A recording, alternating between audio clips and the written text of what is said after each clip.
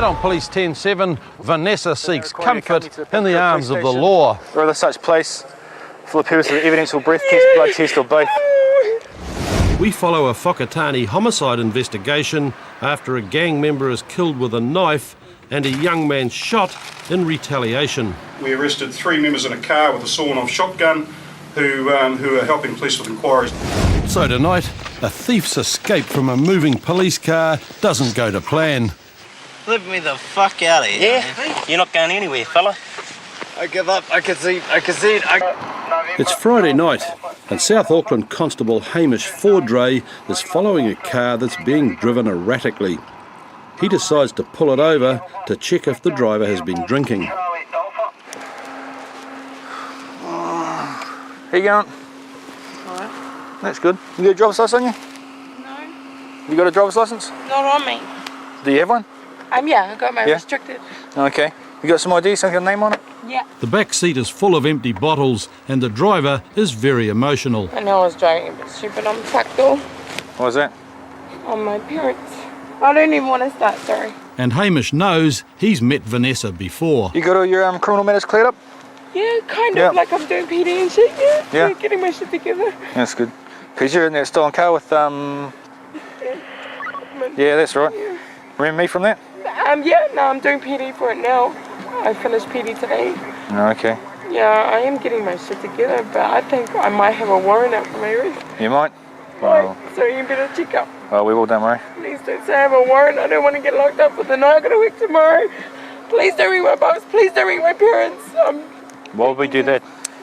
Don't ring my parents because this is the last time I got pulled up. You rang my parents. Do we? How old are you? 23. I'm old enough. We don't ring your parents in, do we? Hey, They rang me when I was 22. They rang my parents. all right. Oh, You anything to drink sorry. tonight? It's just a couple. Couple. Okay. We'll do a quick check and get back to you, eh? Just wait there. Hysterical. The check confirms that there are no outstanding warrants, but Hamish still has to find out if Vanessa's over the limit. Good news is you don't have a warrant. Oh, thank Let's require you to go breast screening test without delay. I'm gonna go over. And I've got a suspended sentence.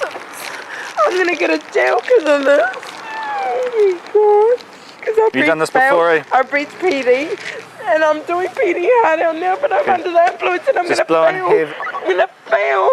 Just blow in here. Blow in there until I tell you to stop, alright? Deep breath.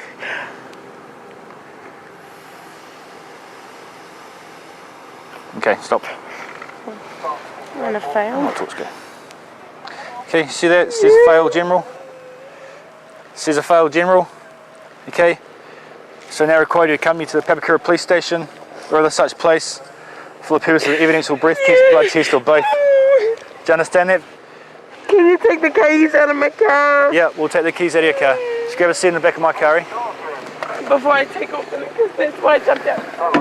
Take off. Alright. Just put your seatbelt on for me. Yeah, just get the keys out and lock it up. What have you been drinking? And how many stonings have you had to drink? Like a box. No. 2? No. Boxes? Yeah, we just bought another one. Whether I drank that much, I don't know. You'll tell me, eh? Well, we won't tell you how many you've had to drink, we'll just tell you You'll tell me how what your I got a limit breath on. limit is. Yeah. At the station, Hamish reads Vanessa her rights, Do you want to speak to a lawyer? but she's already sure how this will all end. Do you want to speak to I'm guilty. Yeah? There's no changing Well, we won't know that, but- guilty. Yeah. Do you want to speak to a lawyer? Because it's your right. No? Okay. They're gonna save me from getting out. Okay. Stop. Okay. This is the result of your evidential breath test. Okay, 689 micrograms of alcohol per litre of breath. That's a positive result. At this stage, she's been arrested for driving to excess breath alcohol because she's on a suspended sentence as well for other matters. So chances are when she goes to court, she'll be remanded in custody on that sentence. She's just been taken through and they're about to process her now. I'll give you that when we let you go and an hour or so, eh? We'll just let you have a bit of a sleep. Because I gotta walk out to Rewe anyway, and I'm just gonna go the Owie. Nah, okay, we'll wait till I'm sober. Yeah, we'll wait till you're sober, eh? Just for your own safety, I don't want you walking the streets this late. Sweet. In court, Vanessa was convicted of driving with excess breath alcohol. She was disqualified from driving for 6 months and sentenced to 60 hours community service. I've just been called to a shoplifting job up in Three Kings. Mel's tried to steal a few bottles of liquor.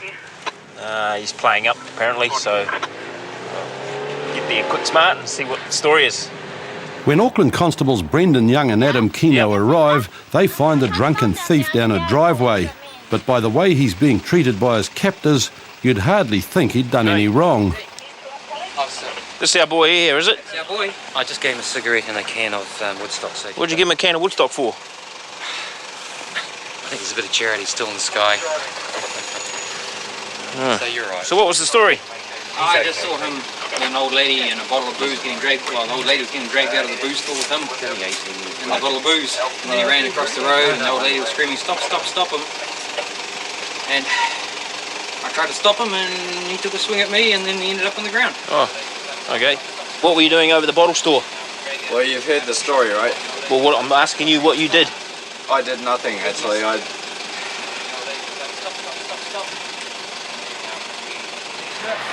The denial is a futile move. Back at the liquor store, witnesses, security footage and the victim Lisa are telling police a very different story. The man come and he come here and he picked that bottle from here and then he say, okay, I will grab these two, and he grab it and he start walking, and when he come here and I know before he's running, so when he come here and I come this side and I stop him and he pushed me with the bottle and hit me here. And then he pushing me and I was pushing him and I grabbed one bottle, another one he dropped there and the floor on there, and then he ran. When he ran and he fell down middle of the road. Unable to dispute the video footage, Simon begins to change his tune. Yep. Did you try to take some alcohol from the store? I dropped it before I left the store. But did you try to take some? Yes. Yeah? Okay. Under arrest. I'll tell you at this stage, okay, you're not obliged to say anything. Anything you do say may be held as, may be given as evidence. Do you understand that? Yes. And by the time he's inside the police car, he's confessing to everything. And it seems a dare from a mate was what got him into trouble. So had a bit of a hard night. My mates kicked me out the car and my mate ran in and told me to run in, but I didn't. Sorry, what? Hey, I don't care what your friends dared you to do, okay? It was your decision to go in there. You made that choice. It was your choice to steal that bottle of bourbon or bottle of rum. So now you've got to pay the consequences for it, okay? So be a man and stand up to it. Okay, so what am I being charged with? Theft? Theft and assault. Assault? Because you punched the woman as she was trying to stop you from leaving. I dispute that. You can dispute it all you like, but there's plenty of witnesses in there. And at the end of the day, you've been drinking and you're probably drunk, you probably don't remember too much. But Simon doesn't accept the consequences, and on the way back to the station, he decides the only way to get out of trouble is to escape from the moving police car, and then fight the police as they try to stop him. Let me the fuck out of here. Yeah? You're not going anywhere, fella. But this only leads to a dose of pepper spray and another charge of resisting arrest. I give up. I concede. Get your feet in the car. On the way back, he decided to play up in the back of the car, which was unfortunate, and so yeah, we had to restrain him for a little bit, and unfortunately for him, he got sprayed with OC spray. So we brought him back here, administered a bit of aftercare, made sure that he was all right. First time you've been sprayed, did you say? Yeah? Come on. Let's go. We'll take you through the processing. Now he's been charged not only with the original theft charge and assault charge, but with resisting and willful damage. Unlucky for him, I'm afraid. In court, Simon was convicted on charges of theft, resisting police, willful damage and 2 counts of assault. He was sentenced to 3 months in prison. It's Tuesday morning and the people of Whakatane have woken to a town under siege. The previous night, a Black Power associate had been shot twice in the leg as he stood on his front doorstep. It was an act of retaliation for the murder of mongrel mob associate Tirangi Tate Carroll 2 days before. Regardless of what happened out there last night, we're keeping focused with a homicide investigation. Inspector has got other staff looking after the other sides of what is developing. For Detective Sergeant Ross Everest, the shooting's a side issue. His team's trying to find the people who stabbed Carroll to death after a brawl on Whakatane's main street. We're working through the suspects that are outstanding. Matt's now back, so he can give you an update when we get to Matt on what happened in Rotorua today. Matt McLeod's been interviewing a suspect who believes that Carroll was killed with his own knife. This young guy, Tate, lifted up his shirt and had the knife stuck down his down the front of his pants, and he was showing like that, and so they were to and fro back and forth. To prevent any more potential violence, armed offenders squads from around the region have been called in. Tony Jurison's in charge of this part of the operation. Now tonight we're kicking off with the you guys coming here from Rotorua. We have the Rotorua AOS starting at 1900 hours to man a police roadblock at Taniatua. Late this evening at 1700 hours we arrested 3 members in a car with a sawn-off shotgun who are helping police with inquiries at the station at this moment. Today there was a tangi and a funeral up at Ruatoki. There are still a number of people at that marae and various residences up at Ruatoki. They have to come back through the roadblock if they choose to leave. They are to be stopped, searched and detained if any disclose any offences. Detective Sergeant Dave Archibald is running the investigation into the revenge shooting of the Black Power associate. Car pulled into his driveway about 9:30 last night and tooted. He came out onto his front doorstep and was basically shot at around about 6 times. 2 of the rounds hit him in the legs, and he escaped over his back fence. The car that was involved in that was a silver car. It's about all we have so far. And soon after, a silver car had a bit of a dodgems game with a car containing Black Power members up Taniatua way. They basically rammed that. They basically sort of constantly rammed that car all around Taniatua and then rammed it off the road ultimately. As night falls, police patrols intensify and officers encourage people to get off the streets. Another red cap. Hey mate, how are you? All right? Good. Oh no, we're just out and about, keeping an eye on things just due to the current situation in the town. You local fellas? By the next day, the investigation into the murder is well advanced. Detective Brett Watney's been talking to one of the Black Power members involved in the stabbing that killed Tirangi Tate Carroll. He's confronted Tate twice down here, telling him to drop his knife. He said he was the only one that was chasing him. He was running next to him, and they come around the corner here, and he said from there on he was talking to Tate, kept telling him to drop his knife, and then they got to about the corner here, and he said that Tate dropped the knife in the gutter on the side of the road. He said he was the first one there. He said he's seen them giving him a kicking, and then he said he yelled out to the others, cops, and then he bolted straight across here. A walk through the crime scene with a Black Power suspect has left the question of who held the knife, and Crown Prosecutor Greg Hollister-Jones has asked Ross Everest to show him where it was found. We got it at half tide, just down here, and just over you can see Stewie's footprint there still in the mud.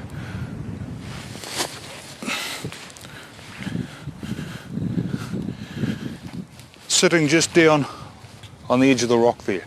Point down. That is 39 point something metres from the scene, Greg. You see, I think his blood up here, although it's consistent, it's also consistent with being the knife possessor. Oh yeah, I've got no doubts. Yeah. And he does not deny that. He can't answer it. When it's put to him that he had the knife, he doesn't answer. He can't answer it. Finding out who had the knife would be crucial to the murder prosecution. But back at the scene of the retaliatory shooting, Detective Mark Deutschoff has made a chilling discovery. This is the house that's behind the scene where the actual shooting took place. And as you know, there was a number of bullets were fired up the driveway. 2 of the bullets have come through the back of the shed, through the fence here. One of them has ended up coming into that shutter. It's whacked it and then actually bounced back out again to end up being lodged in this little garden. And of course we've now got that and we'll send it for analysis. At Whakatane Station, Ross Everest has identified most of the Black Power associates connected to the fatal stabbing of Tirangi Tate Carroll.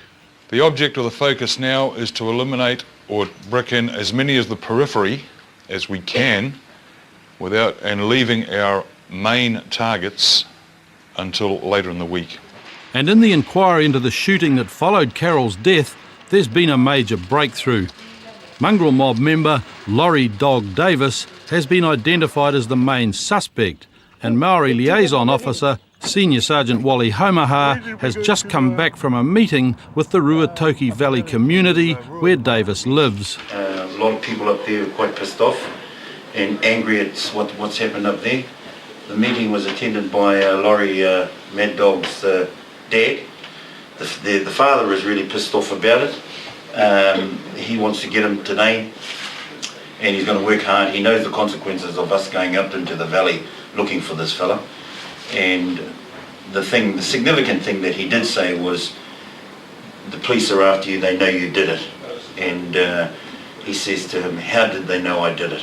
And he says, everybody knows you did it. That's quite a significant development, a bit of a shift towards becoming a lot more positive with everyone we talk to. And so the message is that it's just, a matter of time. Everybody knows he's done it. We know he's done it. Pressure from police is beginning to have a real impact, and officers are responding to any gang activity in the town. What we're doing now is there's been a van load of patch mongrel mob members and their associates that were causing some problems outside the court. This morning we've already had dealings with them, and in the last sort of 15 minutes they returned to the area after being warned not to be there and actually hurled abuse at our inspector. Some of the bully that we received is that one of the targets was actually been cruising around this area, which is a Black Power area, and the particular target is a mongrel mob member, and been calling out the window, seek hail, etc. And as you can see, the boys on the fence over there, straight in front of us there, they're members of the YBP, Young Black Power. We had major dealings with them yesterday. You can see out the front there, just looking for any bit of trouble. It's the Kawato pad there. A few people out the back. Pretty quiet though. As dog handler Derek Orchard continues with his patrols, there's been a sighting of Laurie Davis in a nearby valley. But even as police draw near, Detective Andy Allen's aware that Davis could already know they're coming. The entrance in there isn't covert, so I mean the drums will be beating around here. Plus with the 2 helicopters in the air, there's always that potential. Davis managed to get away, although he left his girlfriend behind. But that night, he was caught and interviewed about the shooting. Last night he freely admitted that he was the driver of the car and admitted that he was the one that pulled the trigger. Eventually, police identified all the suspects in the shooting. Warrants led to the recovery of a large number of firearms and a total of 5 arrests on charges of wounding with intent to do grievous bodily harm and possession of firearms. 2 people received 8 months in prison, 2 got 2 years, and the longest sentence was handed down to the trigger man, Laurie Dog Davis. And on the most serious charge, you will be sentenced to 7.5 years imprisonment. With other charges, Davis received a total of 8 years in prison. For Ross Everest, the investigation into the murder of Carol went on for another 2 weeks, and on the 21st day of the inquiry, he launched a series of raids around the area. It's been a hard 3 weeks, and we're just doing the sweep, what we call a final sweep, re-interviewing people that were initially identified or interviewed at the scene. We've got down to 6, we believe, round by the body, and they're the ones that we're talking to today. Yes, I'm quietly confident a number will be charged today. Good evening, I'll talk to you about this thing. Matt McLeod went after David, one of the suspects that Ross Everest intended to arrest later that day. All we want is the truth, you know? All we want is the truth, okay?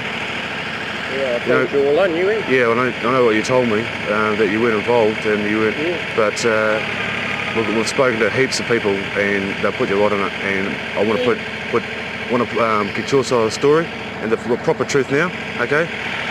No bullshit, all right? David was one of 5 Black Power members who were eventually acquitted on murder and manslaughter charges. 10 people pleaded guilty to a variety of lesser charges, including disorder and serious assault on Tirangi Tate Carroll and Laurie Davis. They received varying sentences, with the maximum being 2 years imprisonment.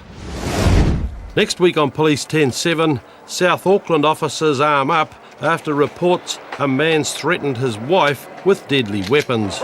He's now outside the house with a shotgun and a machete. Oh, bro. Constable Salilo Levi smells something he shouldn't. Because I can smell dope in here, okay, I'm invoking section 18.2 and 18.3 of the Misuse of Drugs Act 1975. And Bob digs himself into a heap of trouble with his mouth. I'm trying to break it up. Happened when you stating that her husband was out in the street with a firearm.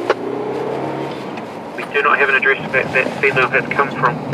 Line now no longer open. South Auckland constables Kerry Gray and Anton Maisie are on routine patrol when they're called to help at a domestic incident that spiralled out of control. VRB was on the way to Cowie for a domestic incident. Kerry and Anton are soon at the safe assembly point, where other units have already arrived and are strapping on Glock pistols. All units in the area just had a call from advised that her husband out in the street with a shotgun and a machete. 41 years old. Although they're 2 streets away from the suspect, the situation is still very confused. And with reports of weapons, all of the officers need to be armed. What's going on, mate? It's been 2 calls so far. He's outside the house. Apparently there's been a domestic incident. He's now outside the house with a shotgun and a machete. And another call's come in that he's outside with a firearm. So he's on the street at the moment. With light fading, the officers have little time to waste. An armed suspect confronting armed police in near darkness is a recipe for potential tragedy. No, that's all right. Where's the And before they go any closer, the officers must be protected with bulletproof vests. One officer with a rifle and an armed dog handler moved toward the suspect's house, with Eagle relaying vital information on any movements at the address. Senior Sergeant Ian Brighty has arrived to take charge of the operation. He's directing a CIB officer to command a small team who will set up in the most forward position near the suspect's house once the other officers have reported back. You will, but I don't expect it. But you go down there, just see what's How are you? Can we just have everyone inside? Oh, there's a guy around the corner with a firearm. But before that happens, Anton helps to clear the street of bystanders who may be in danger if the suspect moves this way. He's just got a shotgun.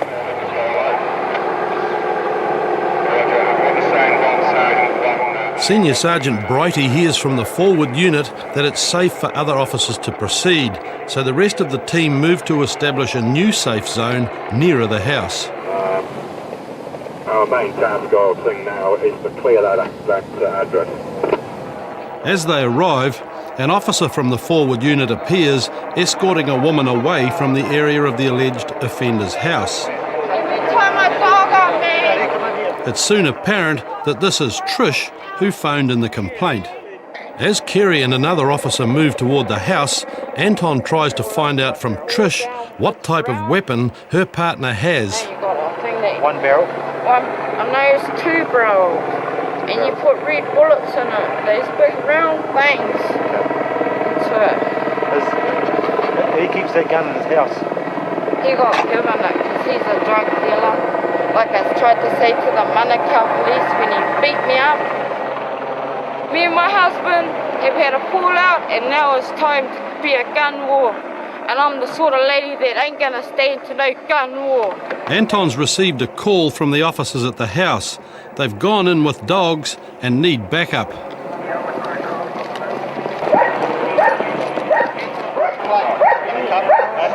This is James, the alleged gunman, Trish's partner. He's been subdued by police dog Stone after refusing to lie down when first ordered to by the police. This was essential, as in the near dark street, it was impossible for the officers to see if he still had his weapon. A search of James reveals he's not carrying any weapons, so other officers are questioning his friends to find out if they've been hidden. James is arrested for obstructing the police and is taken away for further questioning. One male has been taken away as a suspect at this stage. We'll proceed to look around the area for any indication of a firearm.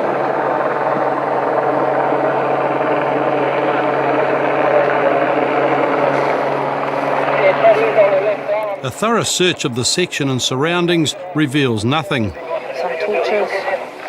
And probably a stool to get up. In the roof, okay. But Trish says that James may have hidden the shotgun in the ceiling of the house. Check the roof. No, there's a shitload of cobwebs up here, nothing's been disturbed. Okay, come on down. Check back to it, right? Okay. Okay, come on, guys.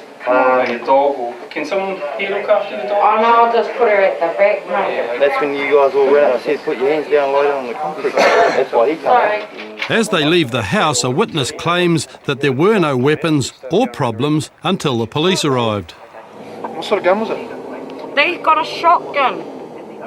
And it's a sawn off, and it's got a silencer on it. They got a 38, 2 38s, and they got these 2 little guns. What was the one you pointed at? Was that the shotgun? The shotgun, because it went chick-chick. And he goes, bitch, if you move, but I was too quick for him. And the bullet missed me. Trish's story is starting to look like it's full of holes. What? All we need out of you is the truth, okay? Well, it is the truth. I had enough, mate. Fuck, he got out the last time, man, when he got arrested like this. He got out full machete, using a machete on me. Trish has suddenly switched focus from today's events to claiming James has assaulted her previously and is out on bail for that charge. He is not allowed to associate with me, and he's been associating with me. You know, it's not nice when a woman gets beaten up all the time. Put on a chair, let's have a beating ball today.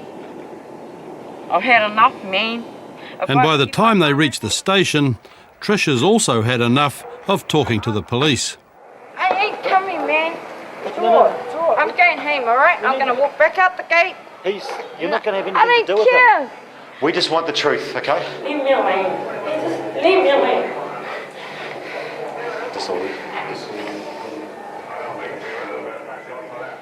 Okay, and are you going to tell us what happened? I don't know nothing. Alright, like I said to you in the interview room, I don't know nothing. You said So you're going to go back? You're going to go back with me to the interview room? I'm going home. I ain't saying nothing. Okay. You're under arrest for disorderly behaviour, okay? Yeah. Okay. We'll go back into the interview room. You have the right to refrain from making a statement. You have the right to consult and instruct a lawyer without delay and in private. You're given those rights as soon as practical. You understand all those rights? There are some pretty serious allegations going on. He's gonna kill me if you keep harassing me. You're not telling us what's going on though. How can we do anything if you're not going to tell us I anything? don't know, Jonas. Jonas, them. They know everything. Well, I'm asking you. We need your side of the story. But we want the truth, okay? This is a story. We've got witnesses that say other things, okay? All the witnesses say the opposite to what you're saying. And then, well, basically you really haven't said anything. They're all his customers. You all haven't... his drug customers. When you fucking take a blood test of that cunt down there, Okay. you'll see it. First of all, mind your language. Second, your story is completely... It's out there, eh? It's... The description of the gun, I don't know where you got that from. There was no firearm found there at all. You ain't fucking Johnny or shit cunt. Mind your You language. ain't cunt, I'm gonna get my brother to kick your fucking ass, Enough. you ugly cunt. While the officers leave Trish to think about her story, James is next door, maintaining his innocence. She was the one that got the cops on me. But I never done nothing, man. You know, we have our differences, but this is gone too far now. She's stalking me now. I want to get away, but I can't. See? I can't away. See? Can't away, man. I can't get away, man. I didn't have a gun. James also says he's been treated unfairly by the police. Fucking, and they sit their dog on me, man. Even before I was already down, man. They sit their dog on me, man. Dog bit me over there and dog bit me over there, man. Fucking assholes. But Trish's report that James had a gun meant police had to subdue him when he resisted arrest. While a doctor treats his wounds, the police conclude that Trish made the shotgun story up. They decide to move her to Papakura, which has proper holding cells. The original statement that she gave we found to be false, but because of the time we've wasted and then everything else, with police resources and so forth, we've charged her with making a false complaint. Finally, Trish is led away to sober up, although still claiming her story is true. I had a gun held to my head and there was no weapon found when the police arrived, and now they think I'm lying. So I've been arrested for...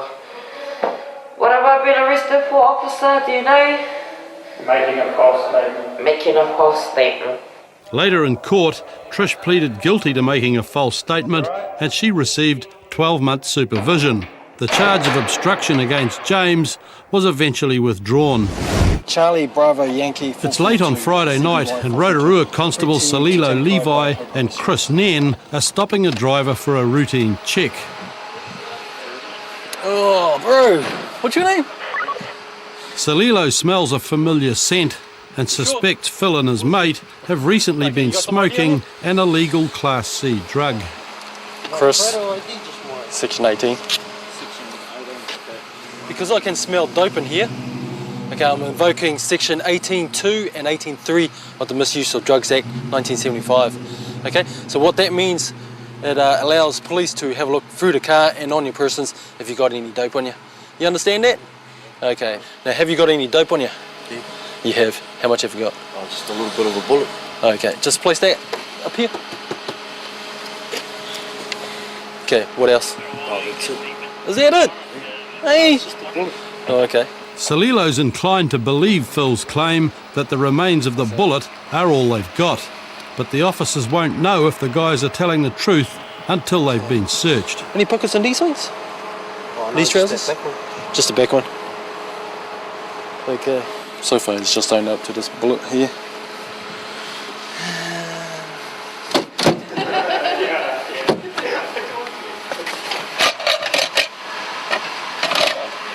With the search revealing nothing more, it's time for Salilo to wrap up the scene. Got a bullet there. Looks like it's been used. Appreciate your honesty there. Okay, like I said, it's a warning, okay? That's a small amount, okay? But I can't let you drive. You understand that? Because you'll be under the influence of drugs. Okay? So if you want your keys, someone to pick up the car, they've got to be sober and with a full license. Okay? So I'll get you guys to lock up your car. For Phil and his friend, honesty's proven to be the best policy. So we just have to get someone with a license over driving? Yeah, that's right. Sweet. Okay. And as the lucky smokers head home, the officers are off on an urgent job. We're off to Disorder at a tavern in out at Pukehangi. Sounds like gang related, and about 5 offenders or so. Have you still got informant on the line? Keep information coming should they leave on foot or by car. Taking the main offenders, they one in a white tee. Any information about weapons used or bottles being thrown? No weapons. At the scene there are no weapons, but there's plenty of noise. Fuck you and your ass. Salilo takes one of the scrappers, William, aside. Come have a call that all with me, bro. So what's that to do with the missus there? Okay. But William hardly starts his story when Bob steps in. They always got the story, boss. One guy there come up and fucking told him he's just a fucking boy, and then they started. Yeah. And he got thrown out by the Don't bouncer, ask me. fucking Manly, and then everyone came out and attacked him. What happened to you, bro? You got a bit of blood on you. Oh, I don't know, boss. Not even off me, it's someone else's. I just... Bob claims that when the fight broke out, he was merely an innocent bystander. He's all good. I mean, he was having a good time, and all I saw was this guy come up to him, and the bouncers threw them all out. Yeah. And then that's when I think the way it started was outside there. Okay. Yeah, and he just didn't. I think he just didn't like it getting kicked out with his missus and that's in there. Oh, okay. Him and his missus been arguing out here, but So that's missus there? Okay. Have you got any injuries yourself? No. But Salilo suspects Bob may have been more involved in the fight than he claims. I just have to advise you of your rights, okay? Because I'm just going to question you further about some other matters. As William is arrested for disorderly behaviour and taken away, Bob's story starts to change. Now he's the peacemaker. I broke these two up, this guy and there somewhere, one of those fellas there. He come in and called him my boy. They were fighting. I broke him up. I pushed both of them away. And when I went to go thing, he actually swung at me. This guy here. So I sort of pushed up my guard and got him in the nose. And this is the guy here. Having started, Bob can't seem to stop his explanation, in which William's partner is also blameless. His missus was in the middle of the turn. She was getting fucking hammered. By who? Oh, you know, the flying punches. When the times she's trying to stop her man from fighting, and then the punches were just flying in, and everyone was getting. Us, he was there. He knows that I was trying to break it up. Okay. I was being so. Hey, I've been doing my job, bro. I was trying to back you up and get them out of there. No, that's good. That's good. Have you finished all your court hearings, appearances, and that sort of thing? Theft charge, and that's all I got. I mean, I haven't done a crime in the last 5 years, so. It's looking good. Yeah. Basically, there was an incident inside the bar here. Okay. The bouncers looked to remove this guy here because he was getting all loud and what have you. There was a tussle between the bouncer and him and this fella here. He was keen on it, but the bouncer said, "No, come back tomorrow, see me when you're straight." Okay. And I was trying to help him. I was pulling the boy away, pushing him away and saying, "No, he's all right. He's drunk, boss. No, don't worry about it, because this guy, his name's I know him." Okay. But and the other fella. Yeah, they started first. They started first. Now, were they fighting? Yeah, they were fighting. And I went to go pull them. I actually had to come in and pull both of them apart. And when I went to pull, they were both swinging, and I went to pull my hands out and got them.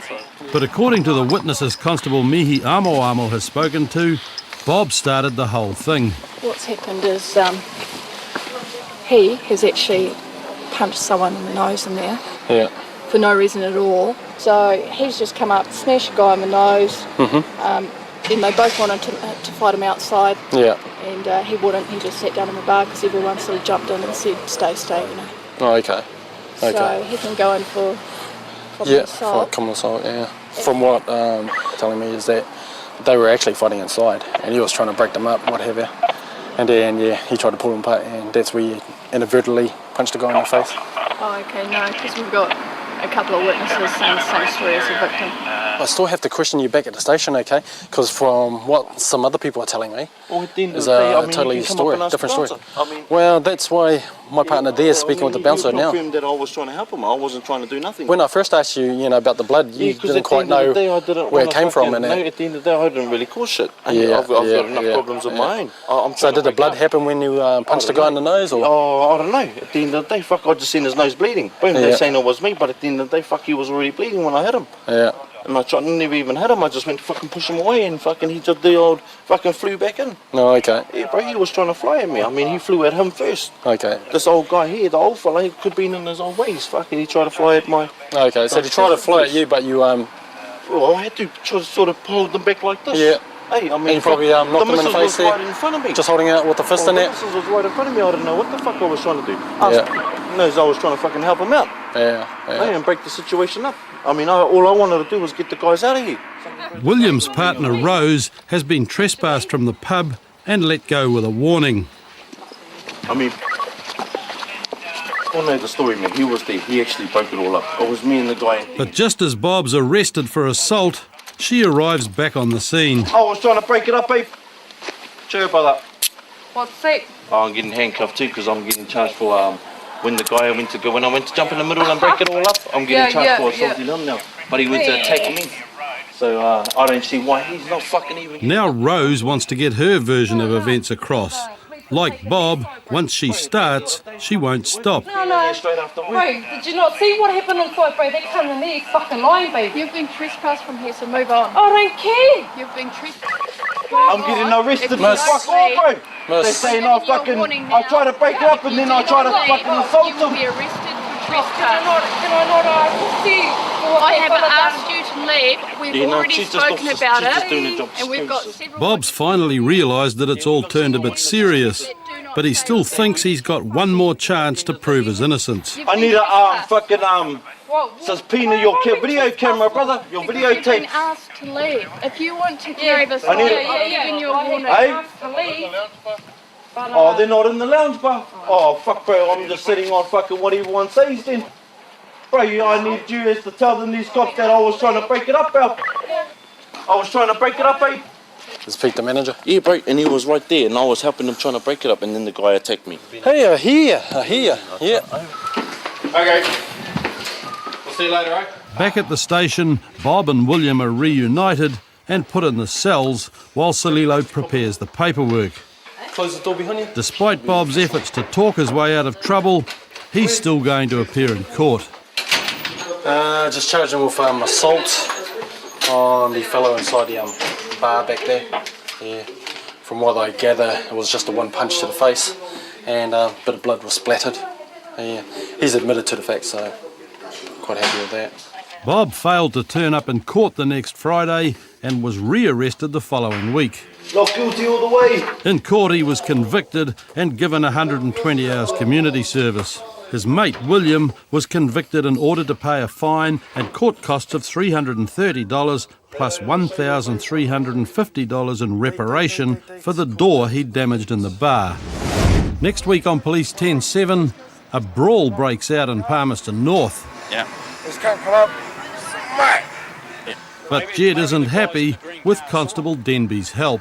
Of course they fucking knew him, man. What are you on, P or something? An Auckland smash and grab raid leaves Sam with a major dilemma. We know there's 4 of yous, okay? All right? So unless you want to go down for all 7, I suggest you start telling the truth. And a man about to lose his car loses the plot. Look, I've been to gentlemen, I've done my fucking... Yep. You're not... Cornwell and Warwick Denby are on patrol when they hear of trouble in the square, a notorious place for alcohol-fuelled fights. Yeah, I'm just talking to a guy opposite High Flyers. He's just been assaulted. Looks like he's broken his door, mate.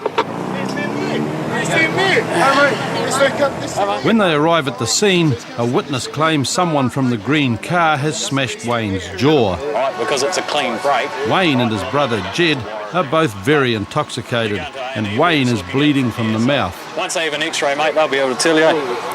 What's your occupation? What shit you got, what's it? Dairy farm, okay. Yeah, mate.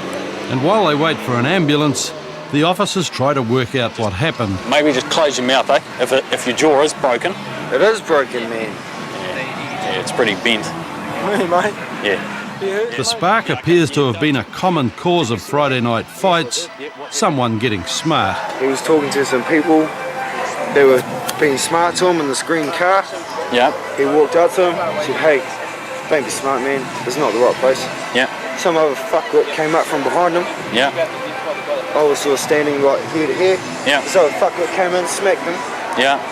From behind, I didn't see, otherwise I would have dicked him. Yeah, okay. Where did this guy go? Well, fuck if I know where he went, man. I was thinking I broke your jaw. Okay. So the guys in the green car, all right, have been giving your mate a bit of jip, so he's gone over to say, hey, pull your They head were in. giving us both. Hey mate, Yep. we were walking from High Flyers to the Fats, right? Walk past the screen car. Yeah. This cunt come up, mate. Yeah. Broken jaw. Okay. Was the guy from the green car, or did he just come? No. Okay. Some random fella. Random fella. Bugger off. All right. So maybe the guys in the green car saw him. Of course they fucking knew him, man. What are you on, pee or something? Do I have to write it out for you? People in the green car, friends with this guy from nowhere. While Jed's been ranting on, Constable Cornwall has been talking to several witnesses who claim that the victim, Wayne, actually caused the fight. He said to them, hey look, hold on, you think you're fucking funny, cunt? They're like, what the fuck? There's 4 of them in that car. Says, I'm giving you 20 seconds to get out from a smack your head in, which I'd believe from this guy. He started counting, and then he's just reached into the car and started throwing a few punches. And then one of their friends has come along and hold on, and just smacked them up. The car's driver, Daryl, was the one who Wayne threatened. Well, we were just sitting in the car just talking, and this fella came and stood behind me and said, you got 20 seconds to get out of the car or I'll kill you and steal it.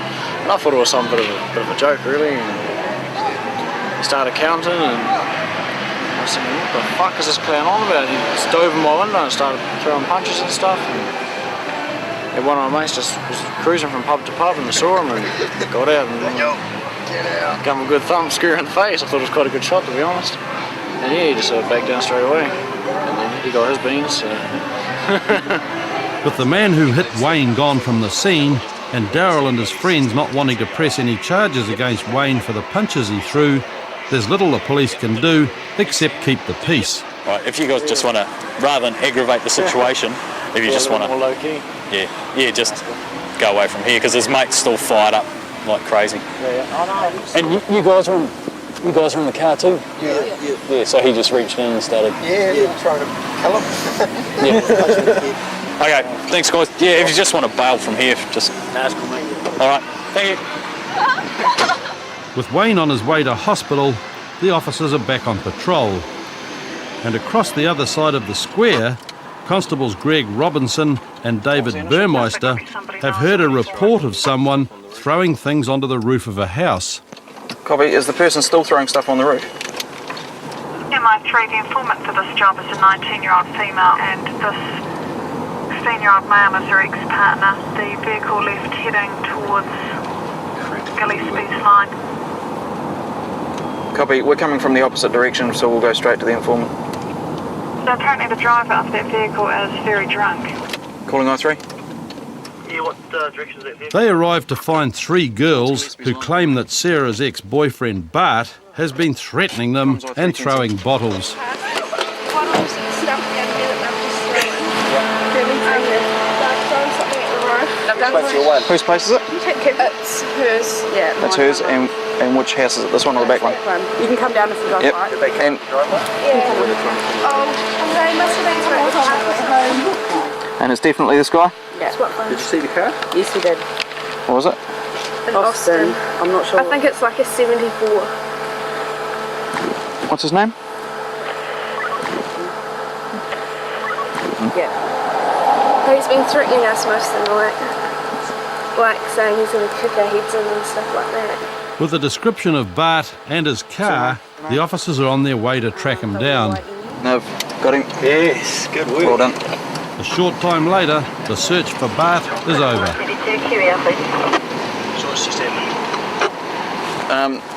Another unit in front of us was in a better position and pulled him over just up here. Maxi on, bring and take a near grey. I3's off with them also.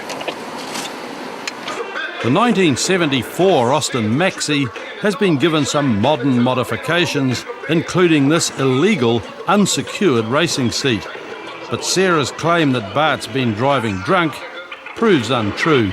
We just found his car. It's confirmed that his seat and everything is just sitting inside the car. His car's going to get pink stickered, which is written off the road because it's unsafe. And he's already been breath tested. He's not over the limit. And while the police question Bart about him allegedly throwing bottles,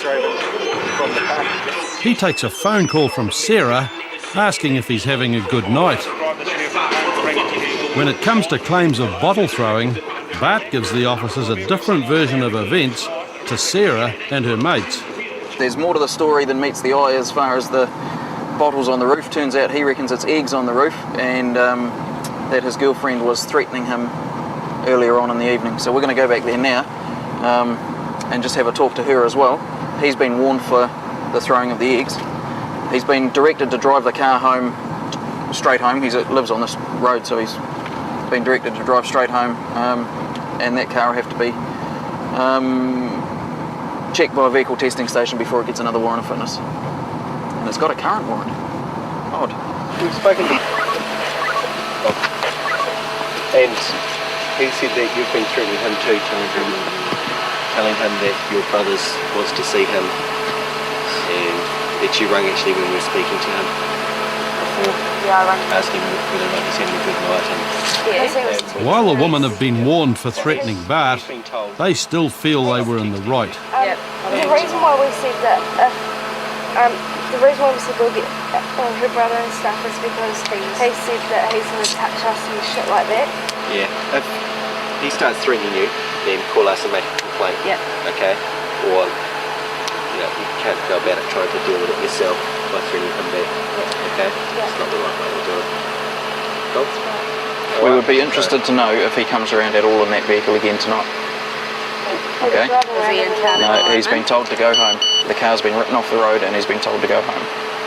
Okay? So if that car comes around again, just give us a yell. We'd be interested to know.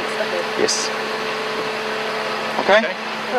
Having warned both sides, the police are back on patrol, and Bart is clearly not welcome around here. Him and my friend broke up and just heaps of drama happened. He was sending us threatening messages, phone calls, throwing stuff at our house, and just before the police arrived, throwing eggs at me, my friend and her mum. It's the first time I've met him tonight, and I reckon he's a complete egg. I do not like him at all. It's just on midnight, and Constables John Chappell and Casey Broad have been called in to help track down 4 guys being chased by Middlemore Hospital security staff. Comms PBI. PTI. Yeah, do we know why OHI is chasing them? Middlemore Security had a couple of guys they believed were car knocking. Copy that. Comms has just informed us that these guys that are being chased were trying to break into vehicles at Middlemore Hospital. Beside Mangani Road was where we actually witnessed them breaking into cars. I've just driven past here, there's about 7 with smashed windows. By the time they get to Otahu, the 4 guys have disappeared, but police think they've got them penned in. Just been advised that the member that's been chasing these guys on foot has lost them, and apparently they've gone into the grounds of King's College. So we're just on the perimeter of King's, and we're going to sit here and wait for a police dog to hopefully track them. Just as they come to a stop, a figure pops straight out from the bushes. Here you go, mate. Alright. Whereabouts do you come from? You live here, do you? No, okay. What's your name, man? Oh, okay. Very good. You live here? You do? Oh, it's just up the road. You look like you've been sweating a bit, bro. Okay? Are you one of the fellas that we're looking for? Straight up. Don't run. Tell the truth. Okay? Yeah. Alright. Jump in the back of the car. Where are these other boys? Who are these other fellas with you? I don't know. Huh? I don't know you were talking about.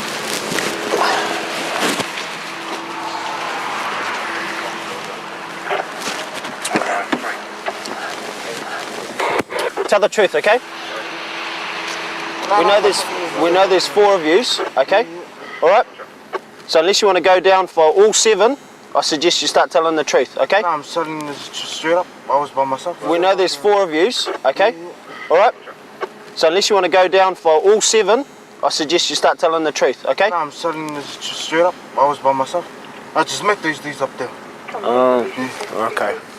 Everyone always says that they're by themselves, you know? Know what I mean?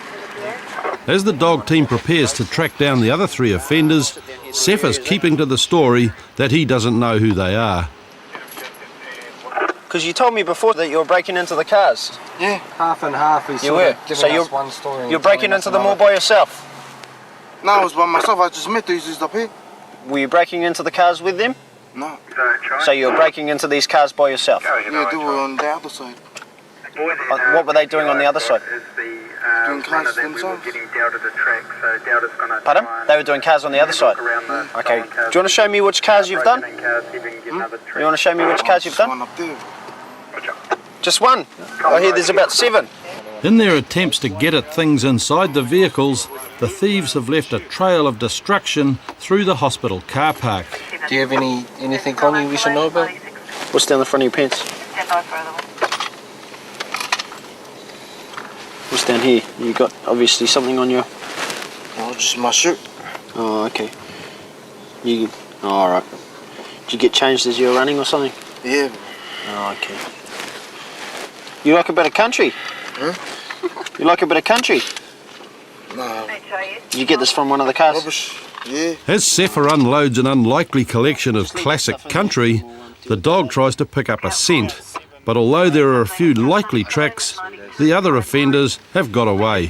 Where's Delta? Just come down here, mate. Back at Papakura station, Sefer was put through processing and all the recovered property was assembled as evidence.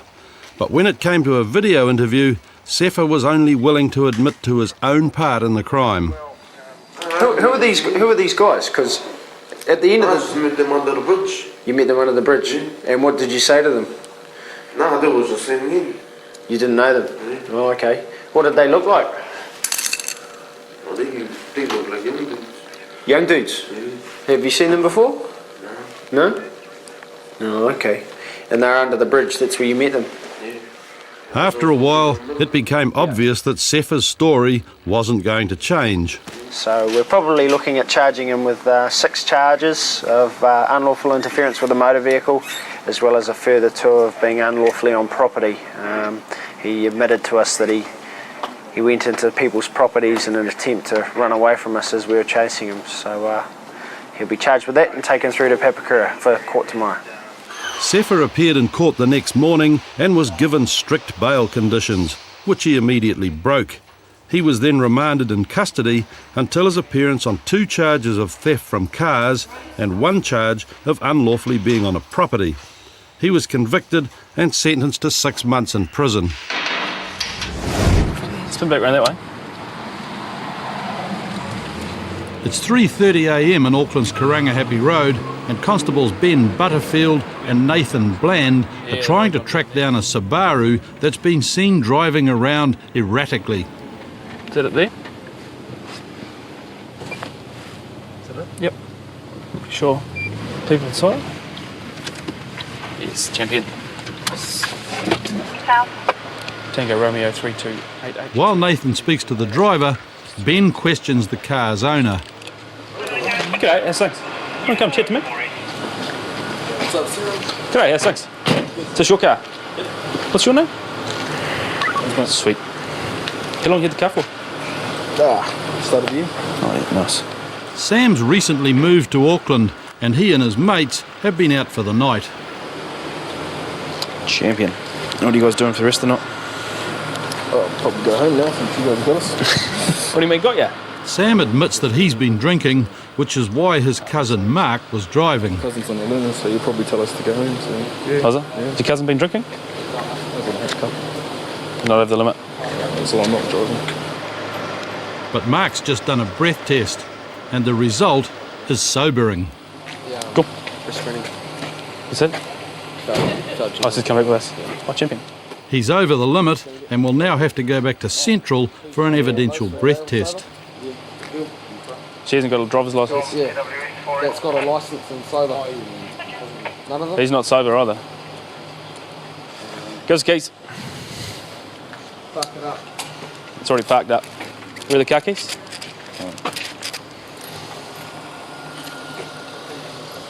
You're the owner of the car, eh? Going to take the keys back with us. Nobody here is able to drive. Are you guys taking the car? Now we're taking your friend. Okay. See you later. Sam and his friends are left in the car to wait while Nathan and Ben take Mark back to the station. If the evidential breath test confirms Mark is over the limit, they'll all end up walking home. 492 over 400 to that as well. The result doesn't look good for Mark, and things are about to get worse. As a result of some checks we've made back here at the station, it's revealed that he's disqualified from driving, so he's been arrested for that. We're going to process him through the watch house and head back up and impound the car. He's 4 days before his disqualification ends. Silly boy.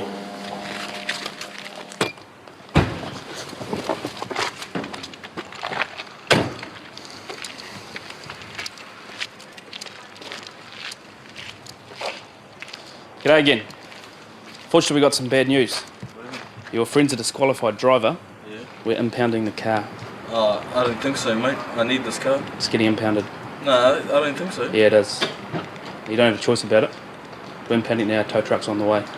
You're more than welcome to remove your possessions from it. But it is getting impounded. Fuck off. You can't do that, mate. Yeah, we can. No, I need my fucking car It's for work. getting impounded. You don't have a choice about it. Your friend is a disqualified driver. But I need this car to get to work, man. You have a right of... This is my fucking bread and butter, mate. Don't get angry at me.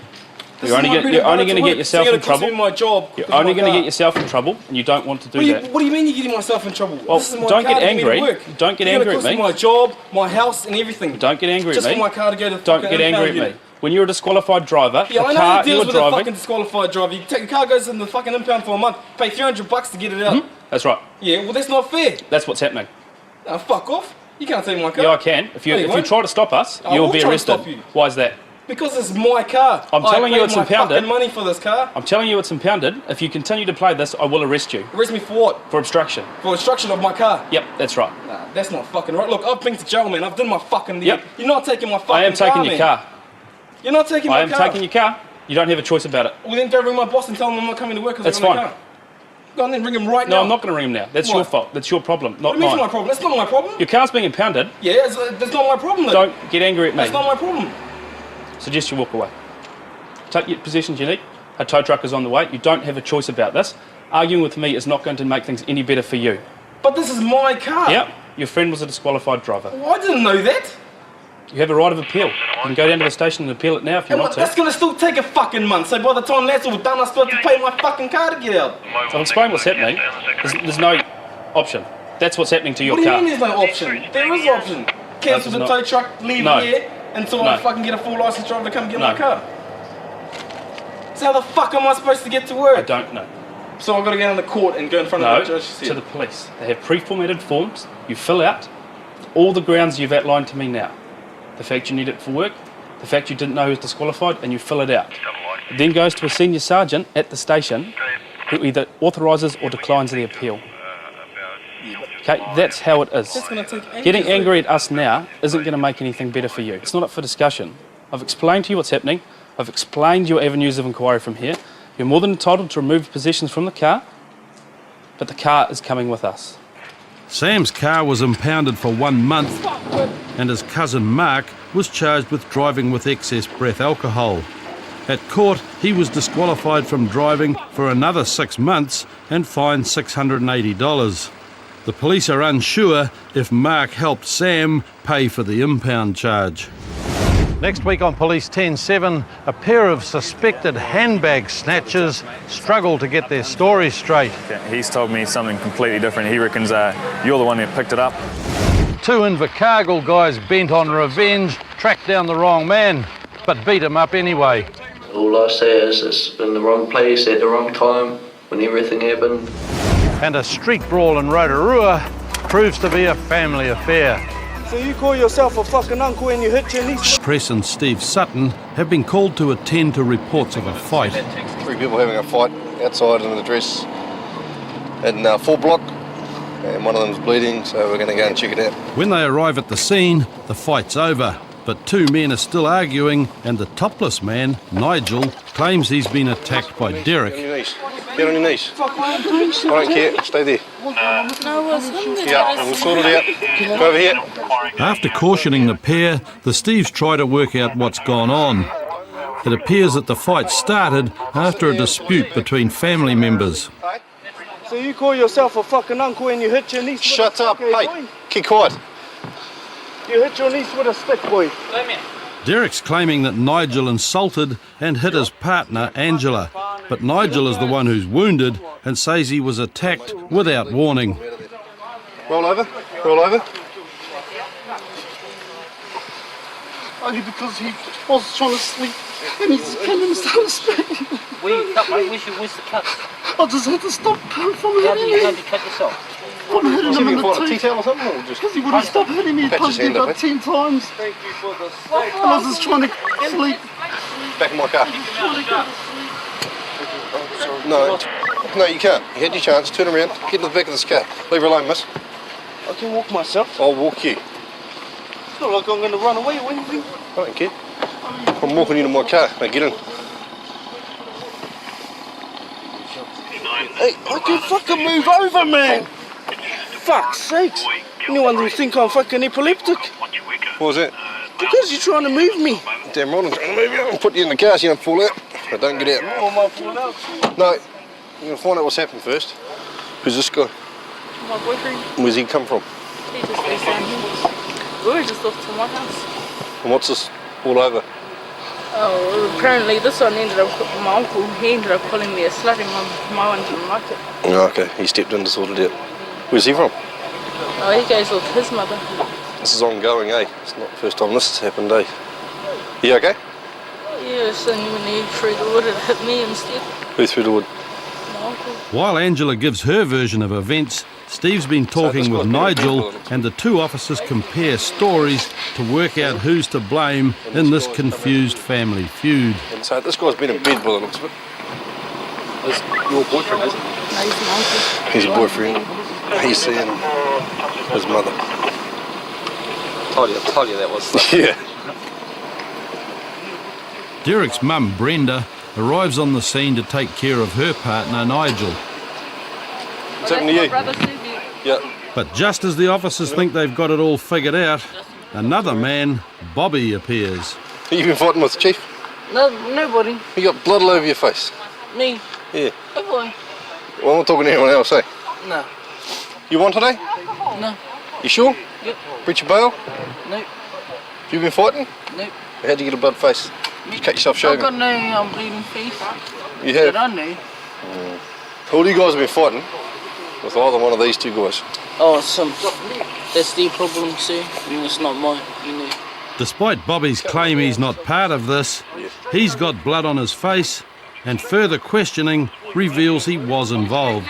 Oh, sorry, miss. Yeah, I did. I tried to stop my uncle and from fighting. But his involvement in the family fight is only the beginning of Bobby's problems, as Steve does a background check. We have a WTA alongside him, other miscellaneous offences against breach of bail, 31-4, warrant to arrest. Another 1, 2, 3, 4, 5, 6 of them warrant to arrest in regard to all of those over. Bobby's chosen the wrong time to front up to the police, and he's arrested for a string of offences that have nothing to do with the current dispute. Do you want to whip your other shoe off? You probably don't need one shoe down at the station. Do you want to flick it off?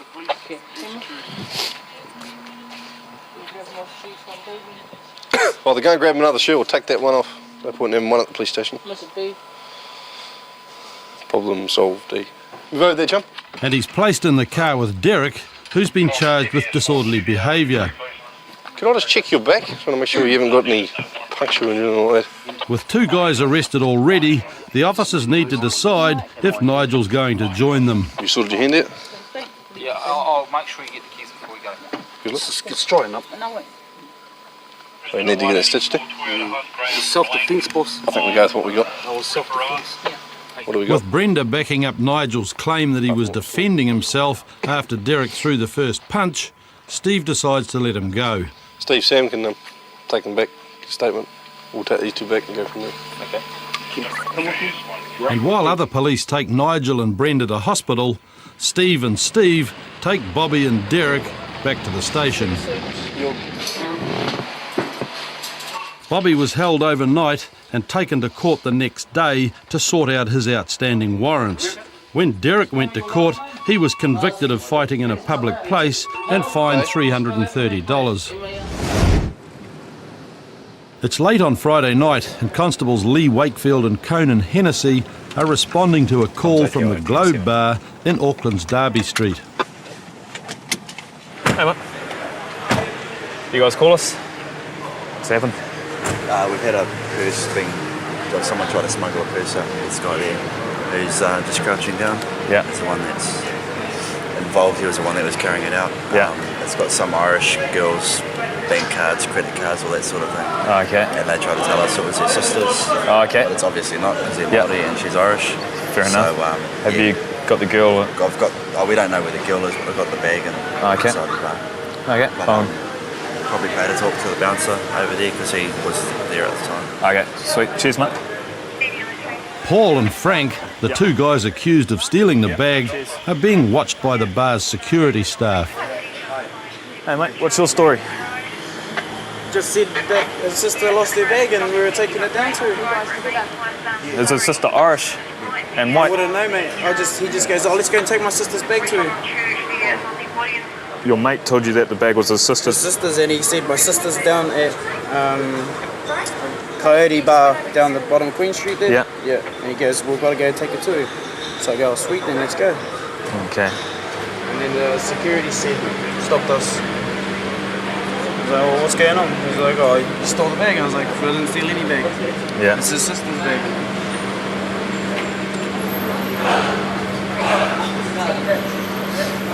Okay. I'll just wait here, mate. I'm just going to have a talk to them, okay? Paul's claim that they thought the bag belonged to one of their sisters is hard to believe. According to the bouncers, there were only guys in the group when they entered the bar. Because this gentleman's been on the door. Yeah. And they came in with 4 guys. There was no female. Yeah. It's got a Bank of Ireland cash note, so Yeah. I suggest that they both. There is 4 guys. Yeah. There's the one guy, he's sitting across the road, he had nothing to do with it. Yeah. The guy who's sitting over there, he's like... This guy's involved as well. Yeah. So both of them here. Yeah. For theft. Yeah. I'm happy with that. Frank's story is almost the same as Paul's. There's just one major difference. See, your mate's just told me that you gave him the bag saying that it was his sister's. No, he picked up the bag. Okay. The handbag's real owner, Sharon, has now been found, and the only thing missing is her cell phone. No, my cards are all there. I don't think there's any cash in it, so yeah, no, it's all there. It's just my phone. Okay. When Conan talks to Paul again, the differences between the stories remain. Okay. I'll tell you what your friend told me, eh? This is your mate. He's told me that you picked up the bag and asked if it was his sister's. He said he didn't know and that he'd call his sister when you got outside. That's completely different to what you've just told me. That's what you can ask. There's 3 of us. Well, I asked. He said, no, you picked it up and asked him if it was his sister's. He said he didn't know. You've told me that picked it up, gave it to you and said, this is my sister's. It's time to come clean, mate. Mate, that's all he said to me, this is my sister's bag, can we take it to her? And I said yes. Well, because I was the driver.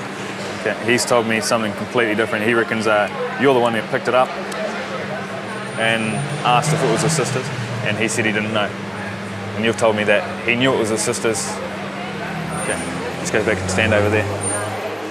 Eventually, Lee and Conan decide that there's enough evidence to make an arrest. Okay, come in. What's happening is, you're both going to be locked up, okay? For theft of the handbag. What have I done? I gave the bar. Yeah, well, you can tell the judge, mate, it's up to him to decide, okay? So I'll inform you of your rights, okay? You have the right to refrain from making a statement.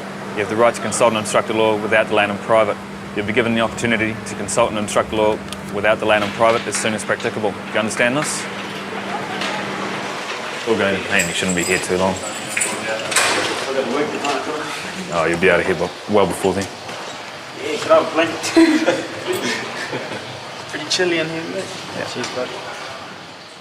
When they finally appeared, the charges of theft against Paul and Frank were dropped because Sharon, the owner of the handbag, failed to turn up at court. Pardon? Okay. I went over there. I was like, get out of it, man. And this guy was like hunched over in the bush. And I was like, get out. And then I tried to bear hug to get him out. And then I landed on my ass. And then the police come and they arrested him. And Sharon had been sitting in a car with one of the offenders when Invercargill officers Alan Griffiths and Mike Carter arrived at the scene of the assault. Do me a favour, mate, just take the keys out of the car and got any keys? I'll just hold your keys for now till we sort this matter out, eh? Cheers, mate.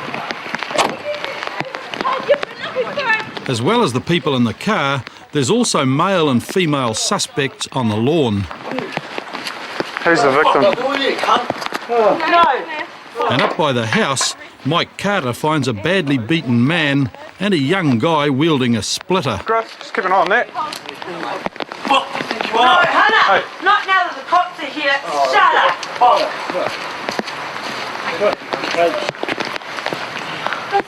It's a very confused scene, but Monique, the partner of the victim, is positive about the identity of the two male offenders and their female companions. This one? Okay. Steady. Yeah, one with the head. That one there. Just pop back inside and just keep an eye on your fellow around. Hey, don't do a thing. You can go and go down to the footpath.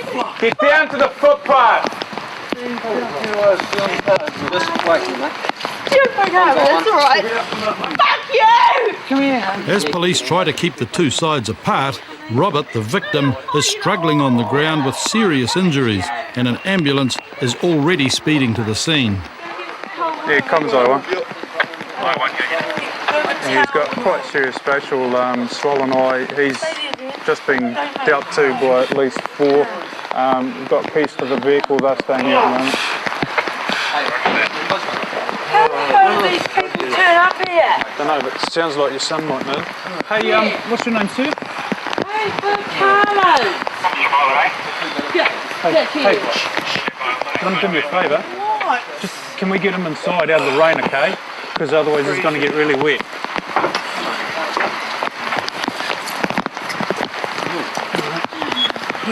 Just take him inside, eh? Yeah, we'll take him inside. He's a bit woozy. As they get Robert inside, the arrests have started, and Cyril, the main offender, has decided not to cooperate. Why am I getting handcuffed?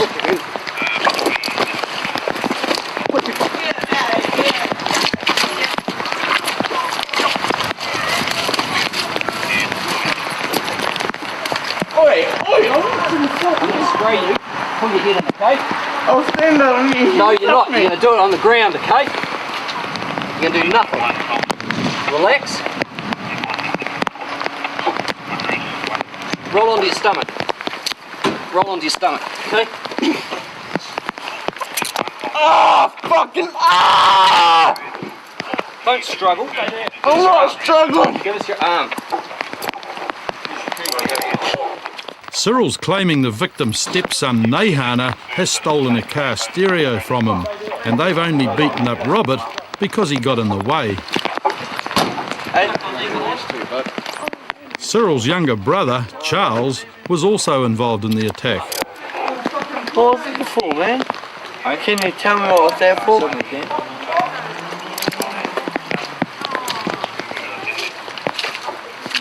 Inside the house, Robert is in severe pain, and he has no idea why he was attacked.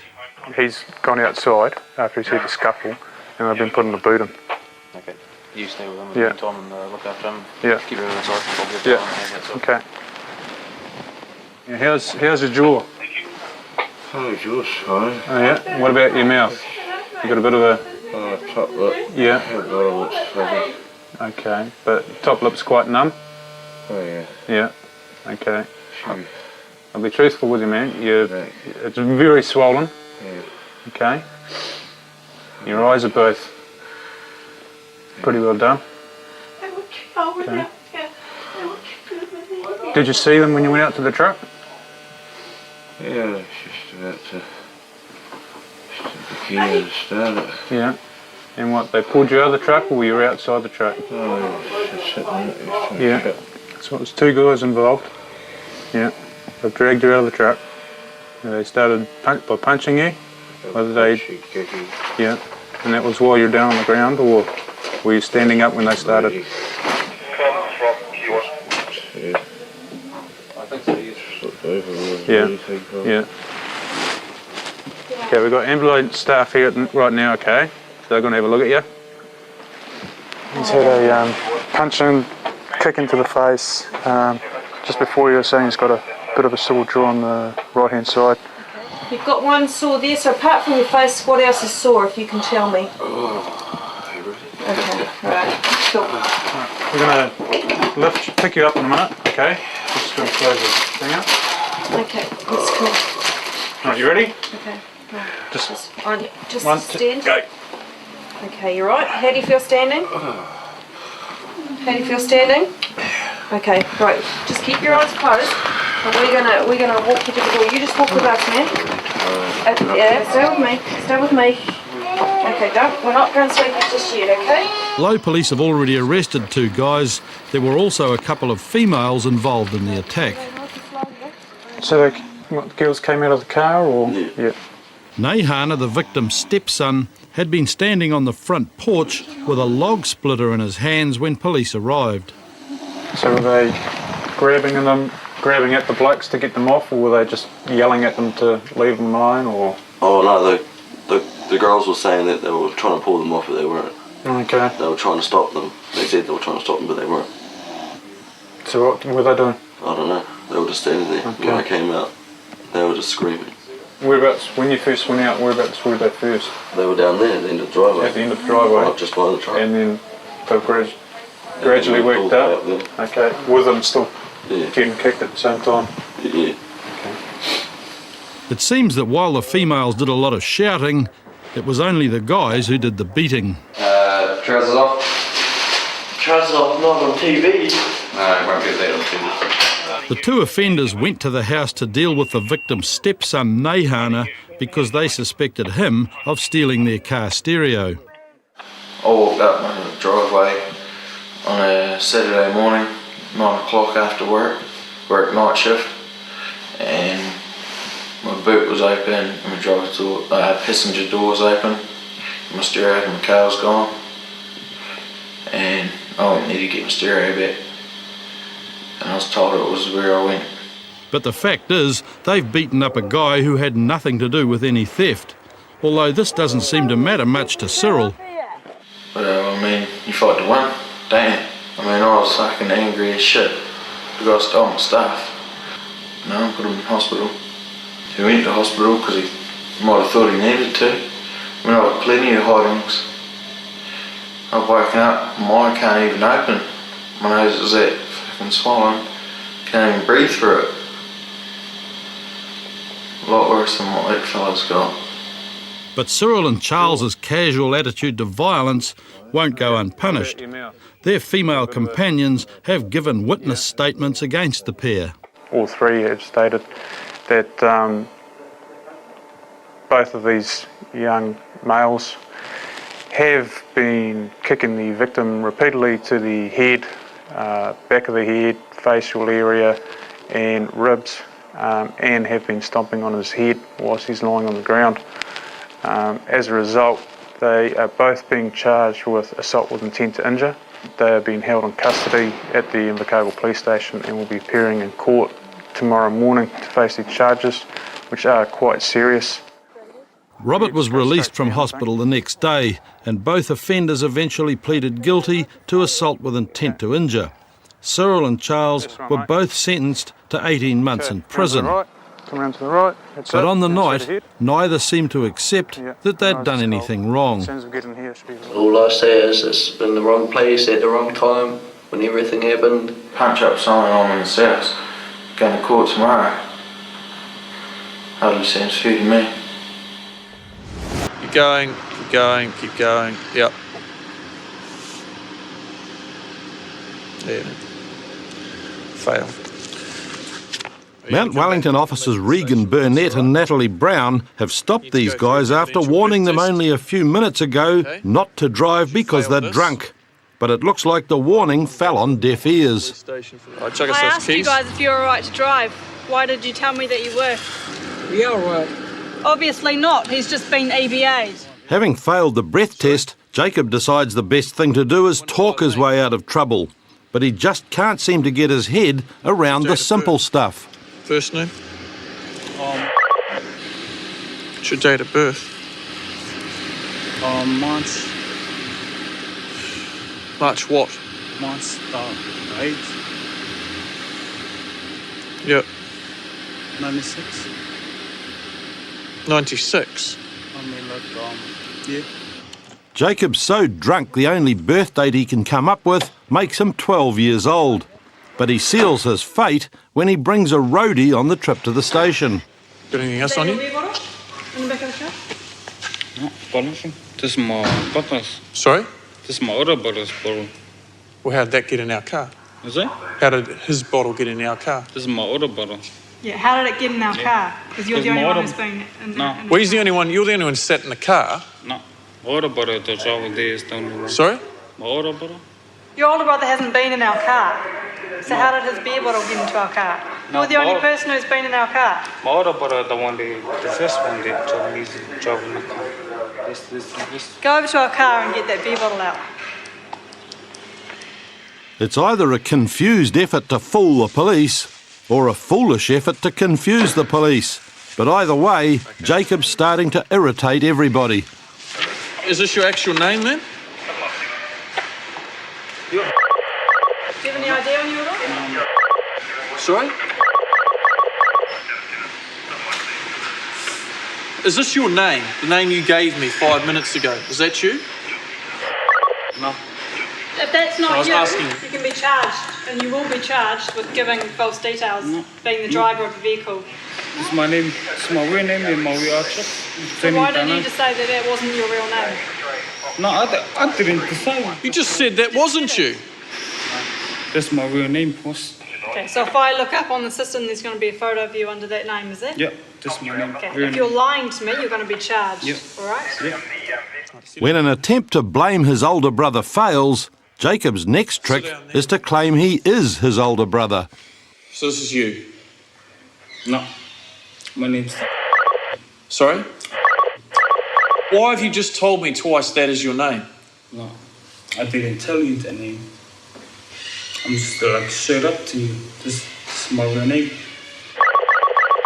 It's, number 80. I didn't want to, I didn't want to muck around with you guys, but I was just telling you my name, like my full name. Yeah.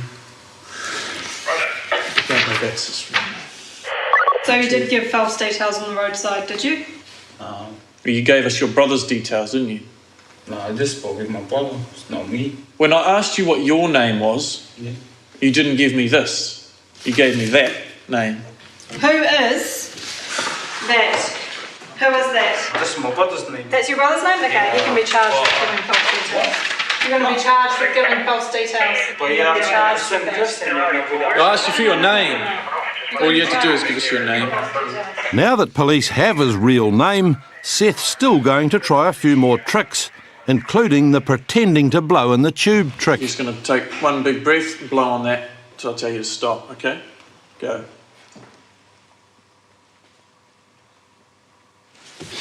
Keep blowing, mate. Are you blowing? You got to blow hard. You're not blowing. Blow. Keep blowing. Keep blowing. Keep blowing. Keep blowing. Oi. When you start, all right, you blow in one large breath till I tell you to stop. You're not. No, I do. Because you need to keep going until we get a reading, all right? Okay. Go again. Go. Keep blowing, keep blowing, keep blowing on it, blow hard on it, blow hard on it, keep going.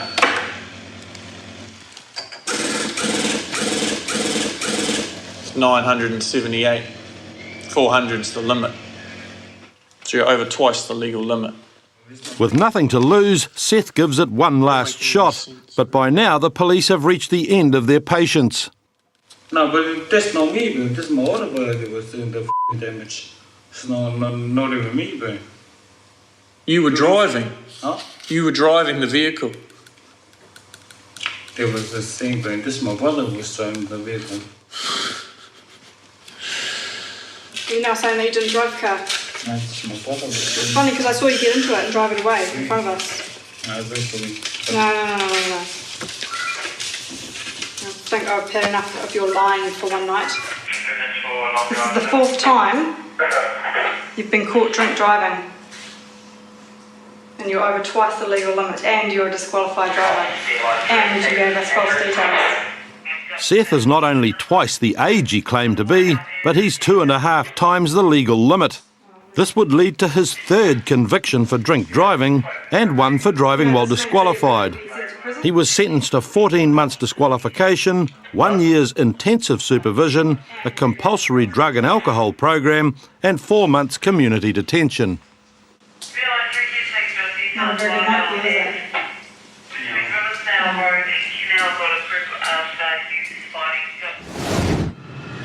It's Saturday afternoon and Papakura officers Cheryl van der Hayden and Damon Treadway have spotted a car that looks like it shouldn't be on the road. Hey guys, how are you? Saw you guys down at the shops at Rob Street. Where's your warrant and your rego? We just bought it. Just now. Who did you buy it off? Because I've seen this before. This old man. An old man. An old man was driving this. Yeah. Okay. It seems an unlikely story, and a quick check of John's details reveals that the car isn't the only thing that shouldn't be on the road. You're a forbidden driver, so you're going to go to court for driving whilst forbidden. This car's going to get impounded for 28 days. Are you serious? Yeah. And you guys are all on active conditions, you know that, are you? All due in court the next couple of days? On the 18th. Yeah. On the 18th, Tuesday. Okay, you'll also be receiving ions for no warrant, no rego, and also this car is green stickered. Okay? So my car gets impounded. That's right, it's getting impounded. The tow truck's on the way now. Oh, shit. You tell me why it's bullshit. Oh, like, we went to go and see another dude who were going to swap the car off. He's got a rego and warrant car and he was going to take it like that. Unfortunately, you've been driving this car. It's got no rego, no warrant. You don't have a licence. You've been previously forbidden to drive. So why is that unfair? Previously, it's like 2 years ago. Doesn't matter. You haven't got a licence. You're still forbidden. As John struggles to come up with an argument to get out of the hundreds of dollars of fines, the owner, Anaru, is more upset about the fact they won't be driving his car away. Wow, that's bullshit, G. That's bullshit, G. The car spent 28 days in the impound yard, and John was charged with driving while forbidden and received $400 in fines. Nah, bro. I'll do it again anyway. So while they wait for John to re-offend, Cheryl and Damon respond to a call about a disturbance at this Papakura house, where the friendliest greeting will come from the family dog. You gonna bite me? What's that? What's that? Because when Forrest comes out, he immediately goes on the defensive. What's going on in here? Anything? Nothing going on here. We've just been called here. Apparently there's something going on at this address. Is it just you here by yourself and your forehead's bleeding, so obviously something's happening, eh? What do you mean obviously something's happened? Well, we were called here by somebody that's a bit concerned about what's going on here. There's lots of yelling and screaming between you and a female. I can see things in the house have been knocked over. There's a smashed window around the side of the house and you're bleeding. Oh, it's been there for ages. Okay, well, what's been going on today? Come be straight up with us. Why? If we can find out what's going on and find out that everyone's okay, then we can leave you alone. Well, obviously, no comment. Got nothing to Well, say. go get the female so at least we can see if she's all right and then we can leave you alone. Oh, she's all right. We'll go and get her so I can make that judgment, thank you. Oh, well, you fucking give me a fucking search warrant. Then you come in. Under section 317, I can come in. Get a search PK, warrant. yes, and then PK. you fucking come in. Obviously, he's been pretty uncooperative. It's more of a domestic than disorder. Without seeing her or making sure that she's got no injuries or she's okay, we can't really leave the address. When Sergeant Stuart Stone arrives, Keisha comes to the door, and she is just as unhappy to see police. She's just come out now, just as you've walked up. I am alright. You don't look all right. I'll go and talk to her. Hello, man. Yeah, hello, it's you. Can you just tell us what's going on? I'm alright. What's happened? What's been happening between you guys today? I'm alright. Okay, we had a good day. Yeah. Can we get into details? And we're going to be out of here. Why do you want us listening for? Because when we come to Because a why? domestic incident, we get details. Because Domestic? this is all. Yeah, it is. We're here to live f***ing up me, man. You don't have to be hit. I don't f***ing give a shit. You don't f***ing up here and you don't do shit. Hey, you guys, we're going to be out of here if we can just sort this out quickly. Wait, so what up? Keisha is worried the police will take Forrest away, so she's not keen to sort anything out. You don't do anything to me. Can you just take that? Hey, we're gonna get out of your hair, but I need to get your details before we leave. What's your last name? And then we'll get out of here. Anyways, they search warrant actually for. We don't have a search Well, no you search said warrant. you're gonna ring up for a search warrant. I never said that. Now you're making things Doesn't up. come in. No, now you're making things up. Okay? Because we Well, do not need a search warrant to come I asked you here. for a search warrant, and you said you're gonna ring. No, you didn't. We don't need one. I could just explain them. Don't tell me I'm telling lies. You just don't know what you're talking about. That's what I'm telling you. Okay? What do you mean? You're telling me that I'm a liar? No, I'm telling you don't know what you're talking about. Okay? What's your name? Finally, Forrest gives Cheryl an honest answer. I can see you. But now Keisha's the biggest problem for police and her neighbours. I can see you cooking over here. Are you complaining? Be quiet or you're going to be arrested, okay? Wait, you arrest me? You watch. What? Keep quiet. Keep quiet or you will be arrested. But despite police warnings, Keisha won't stop threatening people. You're under arrest. Disorderly behaviour. Under arrest for disorderly behaviour. Out of here. Disorderly behaviour. Come on. I'm alright. I'm alright. Get up. What?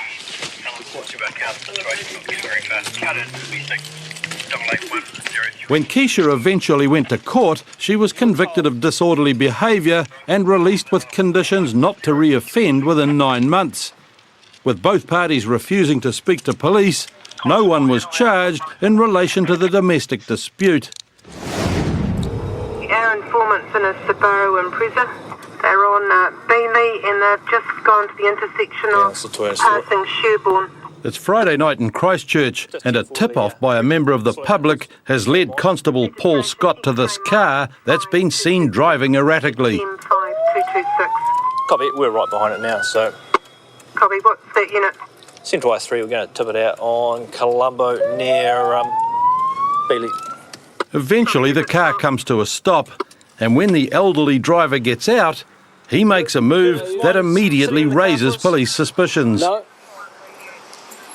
What are you throwing them away for? Have you been drinking alcohol tonight, sir? Yes. Yep, okay. Because you've admitted drinking alcohol, I now require you to undergo a breath screening test without delay. I'm driving the car. Well, you were clearly driving the car. There's only one person in the car. When I got to the driver's door... Where are the keys? Keys are just over there on the footpath. Oh, yeah. So I now require you to undergo a breath screening test without delay. What do I like to do? No, just stay here. I need to have a piss. No, I do. I need to have a piss. I'm going to piss my pants if I Well, don't. you can come over to the side of the road and stand here. Oh, that's cool. I want to have a piss. Do not obviously What, need do you want to kill me? No. Shoot me? No. Hey. Stay here and stop being a clown. Calm down. Well, you're not going to go to the toilet now. We need you to do a breath test. Oh, you cannot do a breath test on me. Listen, I have requested that you undergo... Don't do that. Hey. Don't call that as a refusal. Yep. Just K9 for refusal. Yep. Oh, you guys. Hey. Don't resist, buddy. All right. I'm not resisting. Not surprisingly, Ray's attempt to get himself out of trouble has failed, and the discovery of a near-empty wine bottle next to the steering wheel gives new meaning to the term one for the road. This is a good trip. But in spite of the mounting evidence, I'm looking forward to this. Ray's not about to go quietly. Anything said by you will be recorded and may be given in evidence. Do you understand those rights? You cannot change my mind. My mind is my mind. Will not destroy what I am. Having stood up for himself, Ray decides he'll stand up for the rights of all oppressed New Zealanders. The rules are not the law. The law is the same. It doesn't change. The rules constantly change. You don't realise what the law is about. It's common sense. Period. You can put me in jail if you want, because this is a lot of crap, a lot of bullshit. You can put me in jail if you want, I don't mind. You can take everything away from me, but I will stand up and I will demand the truth. You will not kill me. You guys are f***s. You're f***ed up. You're f***ed up because of the rules. And by the time they get back to Christchurch Central... Hey, let me do it myself. Police know they're in for a long night. Can I go and have a piss? Okay. Have a seat. I've got to read you these rights. I'll go and piss in the bucket. Look. Have a seat. I understand what you're doing. I know you. I have a process to follow. I know you've got a process to follow. Have a seat. Bullshit to start with. Oh, have a seat. Yep, you better do that short. On the floor? Have a seat and we'll do this. If I piss on the floor, then you can prosecute me for pissing on the floor like a toilet. You're advised that you've been detained under the Land Transport Act for an evidential breath test and or blood test. But Ray's delaying tactics aren't going to work. With a prior conviction for drunk driving and no driver's licence, police are fast running out of patience. I now require you to undergo an evidential breath test without delay. Without delay? Yes.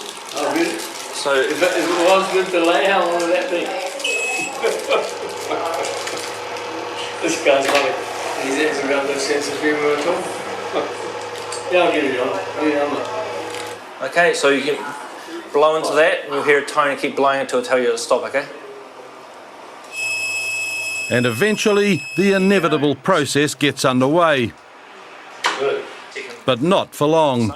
So I now require you to undergo an evidential breath test again. Right, the first one? No, takes the lower of the two readings, okay? No, just one, that's it.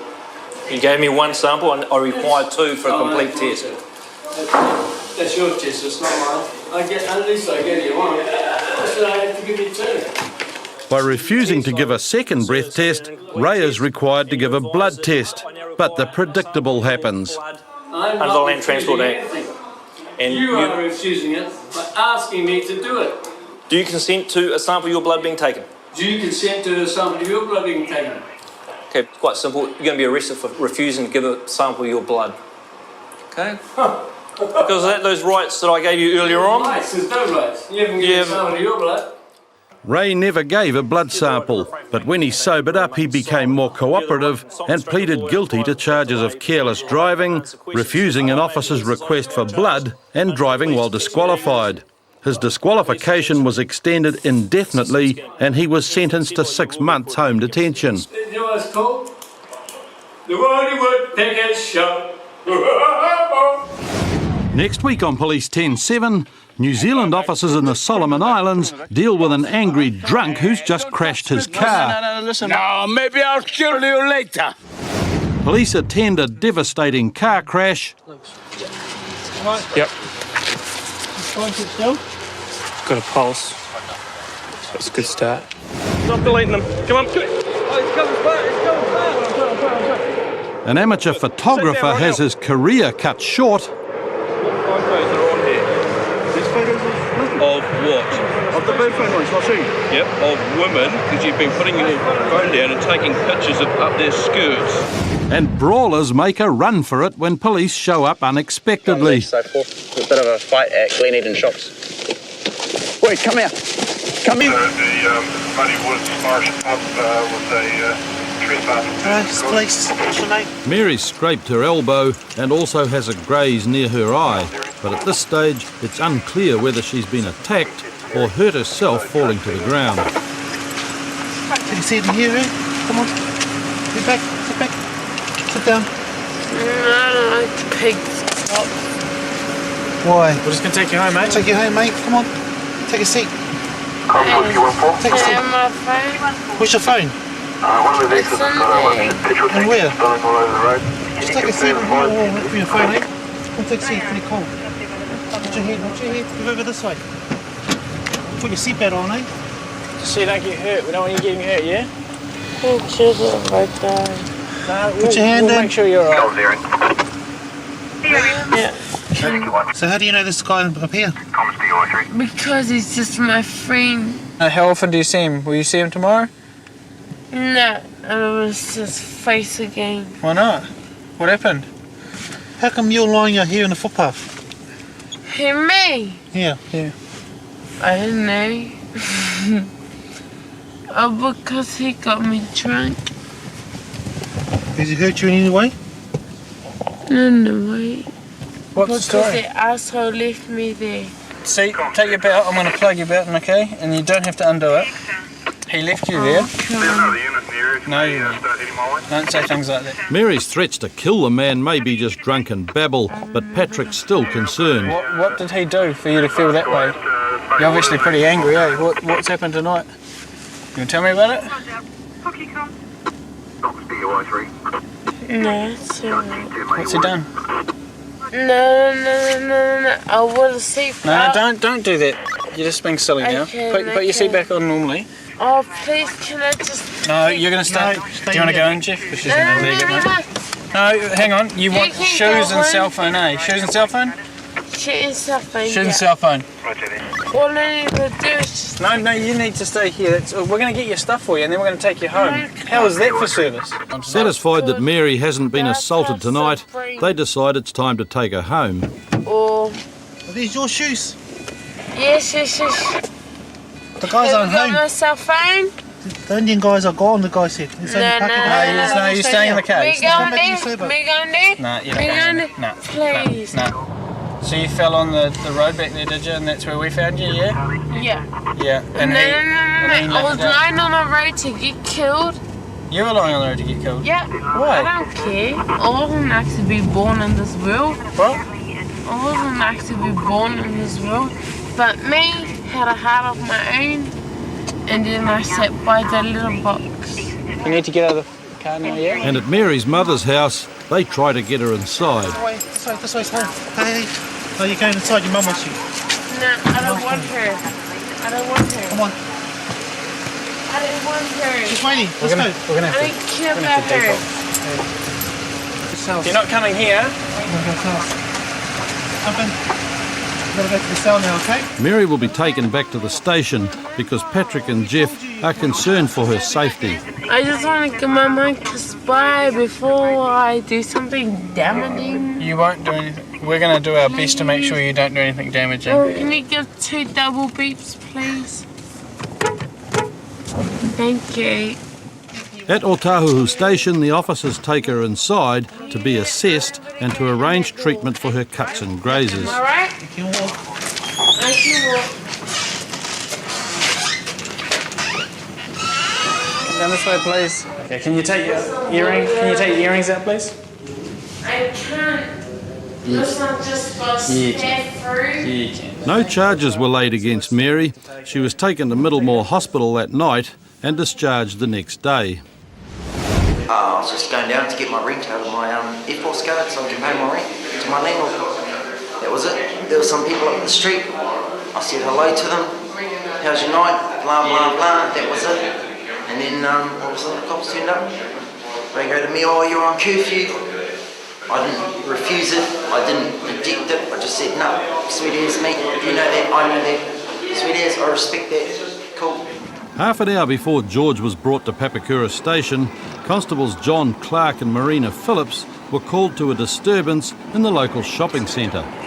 We just got a call from a unmarked unit with 2 plainclothes guys in it. They've been watching some quite drunk people down on the corner, and the group's getting a bit bigger, starting to push and shove each other. So just heading there before things get out of hand and keep an eye on them. When they arrive, other officers have arrested 2 of the scrappers, but John Clark also recognises one of the group, George, who shouldn't be out on the street. Breach your bail, you're under arrest, come on, hop in the back. George is awaiting sentencing on a burglary charge, and his bail conditions mean he has to be inside 24 hours a day.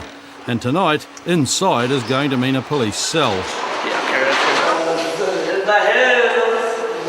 It's a busy night and the cells are already filling up, and some of the drunks obviously have no idea where they are. Fucking didn't piss himself. What are you in here for? George?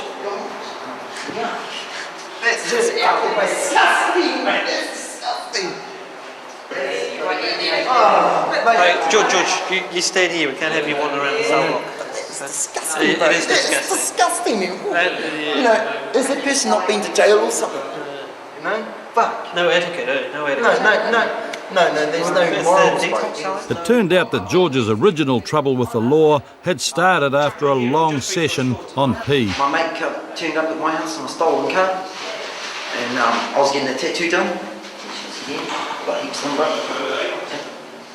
And then he goes, "Come on, let's do a bit." So, you know, it wasn't my fault that I said yes. It was because of the old P. Because I was just like, shh, yeah, bro, let's go do it, man. Let's go fucking do it, mate. Fuck this, mate. Honestly, mate, I didn't care in the world, mate. I really didn't care, bro. Because once one P hits you, bro, that's it. Boom. The whole attitude, your whole brain turns different, mate. It's not like marijuana, where you just get stoned and yeah, I'm wasted. All P does to you, it gives you the go to go and do it. It gives you the energy to just say, hey, mate, I'm going to do this. That's it. I've been off P for the last month and a half now. Tell us what it's like to come off it. It's hard, mate. You get the shakes, you know, you get the taste in the back of your mouth, you get this little tingle in the back of your mouth saying, oh fuck, I've got to get there, I've got to help P because the taste is there. It's in the back. While George is talking, police are trying to calm down one of the other guys arrested back at the shopping centre.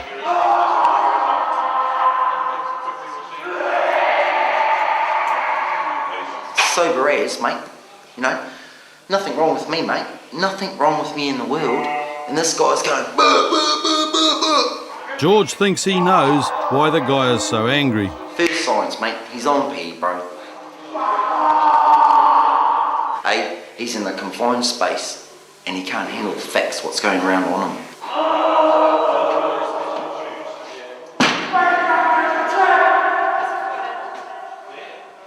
You know what P does, honestly, bro? P makes you drink piss, have a good time, and fuck hard. It makes you fucking bed like there's no tomorrow, mate. No tomorrow. If people go, oh, that's all not true, that is true, bro. It keeps you hard for a long time, mate, especially if you're in a bed with a chick.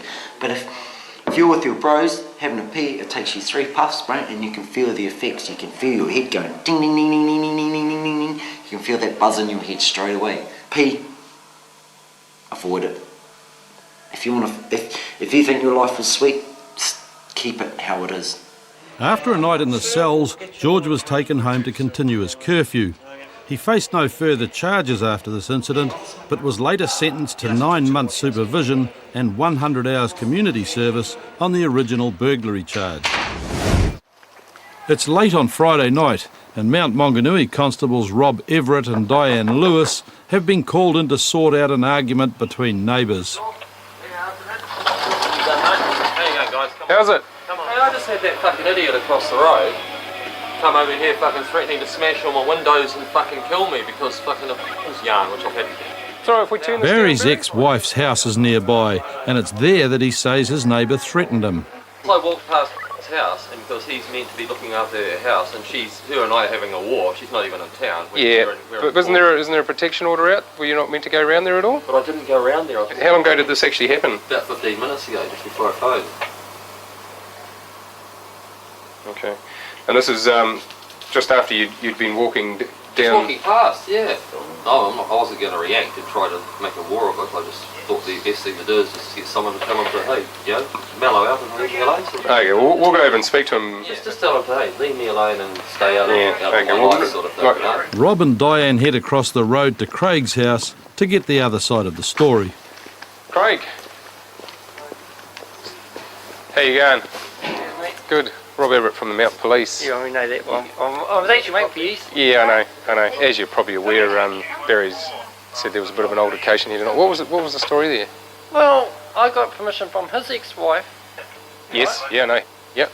Right, and she gave me a house key to look after her house where she's away in Wellington. Yes. And he was there, and he goes, oh, what are you doing here? And I said, it's got nothing to do with you.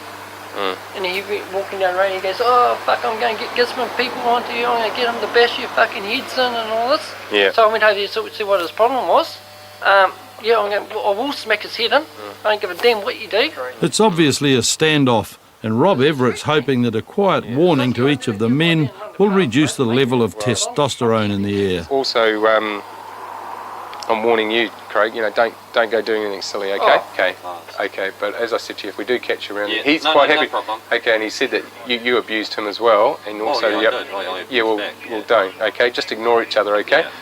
With peace in the street restored, for the moment at least, a call comes through about a car chase involving a stolen boat.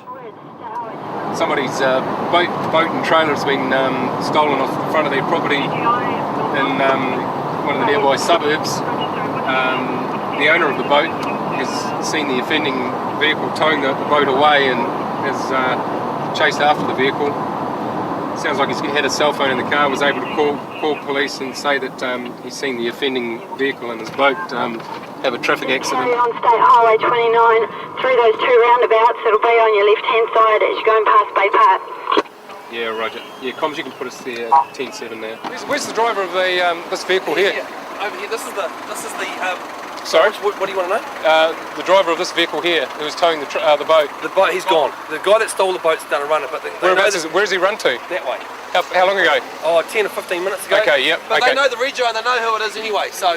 No, that's all right, but he's running down there. Oh, he's gone, mate. He's just he's in the car. car. He drove his car. Oh, okay. He drove that Toyota that they got the rego on. Oh, okay. Yeah. Oh, okay. He's So he's a not local running. boy, you'll get him, mate. Oh, okay. He stole it because he said he had no money while I was trying to give him a beating, so he's not So much... who owns the boat? Patrick. And this is your car on the front of it, is it? No, this is my truck here. Okay, so how did he manage to get off the road here? He came round the corner here and I pushed him off the road Oh, okay. with the truck. So you were following. Okay. All right. Okay, I'll just... The thief had not only been pushed off the road, he'd also been caught and held briefly while the owner had reclaimed his boat. But in all the confusion, he'd got away and his partner had driven them off. Yeah, Roger. The male got long black curly hair, but scruffy looking. She's got... He's headed that way. Both of them in the car. The car will have a bit of damage on it. Roger, that vehicle has decamped from here and it's headed back towards Mangatapu. Roger. We're talking of a time delay here of about 10 minutes though. Roger, all units copy that. Registration. As a call went out for patrol cars to locate the missing thief, Rob Everett was still trying to piece together the chain of events. So your vehicle's the four-wheel drive, is that right? Okay. I own the boat. You own the boat, I own the boat, and he just came past, picked it up, and we followed him down here. Yeah. We got to the roundabout, and my friend who's got the Holden there, he was in front, I was behind, and we sort of sandwiched him in, you know, tried to get him to stop on the side of the road, but he tried to do a runner, so we came around here. I came up beside him, and I just basically pushed him off the side of the road and shunted him, and that was all over. He stopped. So how did the boat get off? The boat, we took it off the car. Oh, I see. It broke off the car. Broke off the car. Broke off the car. Wrong size tow ball, it's lifted Oh, off. I see. Broken the chain. Off. Launched itself off the trailer. It's broken the post off the front. Okay, we'll just have a quick look at that. The guy had obviously chosen the wrong boat to steal, and it seemed that it wasn't the first time. Constable Rachel Walker had to deal with a couple who matched the description of the thieves only a week earlier. It was just one person. Two of them. Female driving and a male. She was like a skinny looking white chick.